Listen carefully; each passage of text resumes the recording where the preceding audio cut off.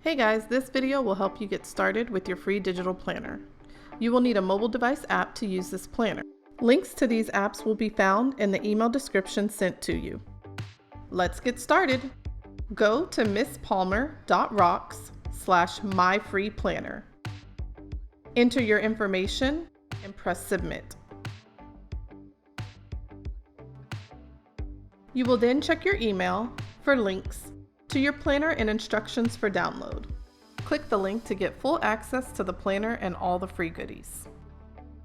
To find your digital planner options, click on the Digital Planner Themes folder, and there you will find different options to import. Now you're ready to import your planner into your app. Click on the share icon at the top of your browser. From there, you should be able to select the app that you want to import your planner into. I'm using GoodNotes. Once the import process has begun, go ahead and rename your planner, and then click Import as New Document to begin using your planner.